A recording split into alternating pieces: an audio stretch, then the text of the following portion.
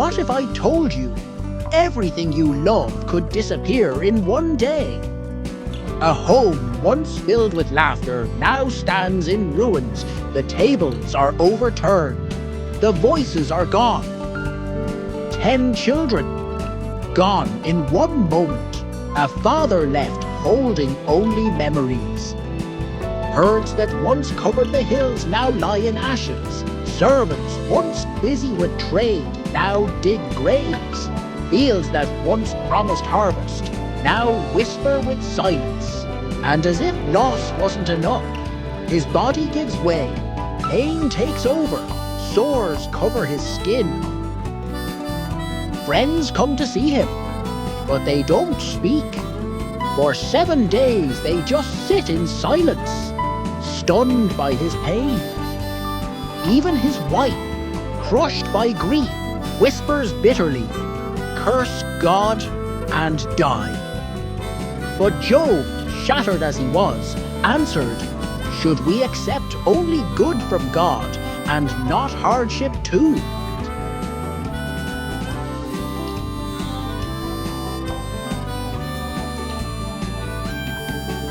But before the ashes, before the silence, Job's life was full. He was known as the greatest man in the East. He was blameless, upright, a man who feared God and turned away from evil. His wealth stretched beyond imagination. 7,000 sheep filling the hills, 3,000 camels crossing deserts, oxen plowing endless fields, and servants by the hundreds. Job had 7 sons and 3 daughters. They feasted together often, their laughter echoing through the halls of plenty. And when the feasts ended, Job would rise early, offering sacrifices for each child, praying, perhaps they have sinned in their hearts. In the eyes of men, Job was untouchable. His wisdom settled disputes. His generosity lifted the poor. To many, he was the picture of perfection. But what men could not see, heaven was watching. One day, the angels came to present themselves before the Lord, and among them was one who did not come in worship, but in defiance. The Lord, "Where have you come from?" Satan answered, "From roaming the earth, going back and forth in it." Then the Lord said, "Have you considered my servant Job? There is no one like him on earth, blameless, upright, a man who fears God and shuns evil." But Satan sneered, "Does Job fear God for nothing? Have you not blessed the work of his hands? Take it away, and he will curse you to your face." The Lord replied, "Very well, everything he has is in your hands, but on the man himself do not lay a finger." And so the stage was set. A man whose life overflowed with blessings was about to face a storm that would strip him bare. Job rose early, as he always did, unaware that his world was about to shatter. Far beyond the hills, shadows moved. Raiders on horseback, their eyes set on Job's wealth. They struck like a storm, driving away oxen, cutting down servants, leaving only blood in the dust. And before the ground could dry of blood, fire fell from heaven, burning Job's sheep and the shepherds with them. Smoke rose from every corner of Job's land. Disaster did not wait. It struck again and again. As camels crossed the trade routes, Chaldean raiders split into 3 bands and swept them away. And as if war and fire were not enough, the wind itself rose against him. A violent wind tore across the desert, circling, howling, searching for prey. The house shook, the pillars cracked, and in a moment, the roof fell. One servant, breathless and terrified, ran to tell Job what had happened. But Job sat in peace, unaware of the storm gathering around him. Then came the first knock, a servant, trembling with words that would break any heart. The oxen were ploughing, the donkeys feeding beside them, when raiders attacked and killed the servants. I alone escaped to tell. You! And while the words still echoed in Job's ears, another servant burst through, face pale, clothes torn. The Chaldeans formed 3 raiding parties. They swept down on the camels, killed the servants. I alone escaped to tell you. Job's chest tightened, one loss after another. But the storm was not finished. And then the last servant came. His face told the story before his lips could speak. Your sons and daughters were feasting when a mighty wind struck the house. It collapsed, and they are gone, all of them. I alone escaped to tell you. And in that moment, the greatest man in the East fell to the ground. What would you do if in one day you lost it all? Your work, your wealth, your children? Job tore his robe, shaved his head, and lay face down in the dust.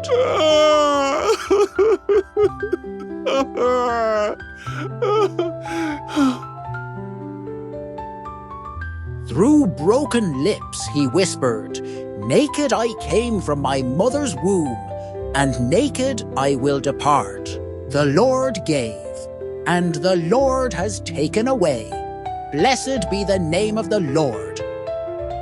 Could you still say those words? If everything you loved was taken from you. But the test was not over. Again the heavenly court gathered, and again the adversary appeared. The Lord said, "Have you considered my servant Job? He holds fast his integrity, though you incited me against him." But Satan sneered, "Skin for skin, strike his body, and he will curse you." The Lord said, "Very well, he is in your hands, but spare his life." And soon Job's body was covered in sores, from the soles of his feet to the crown of his head.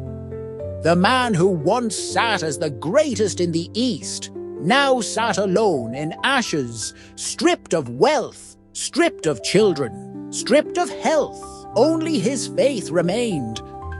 Word traveled quickly.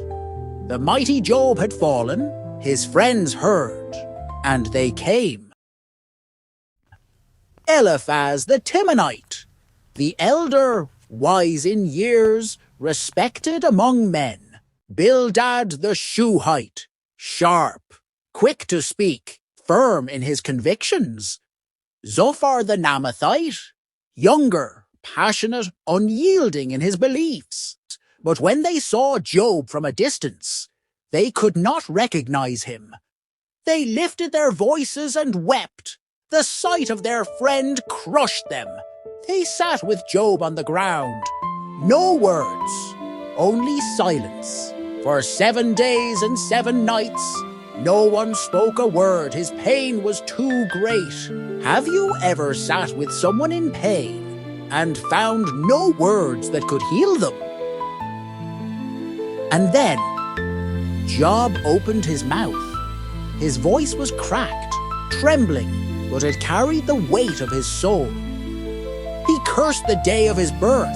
May the day perish on which I was born. Why did I not die at birth?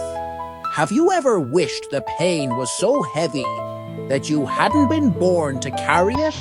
Why is life given to those in misery? Why is light given to the bitter in soul? His friends watched. This was not the Job they once knew.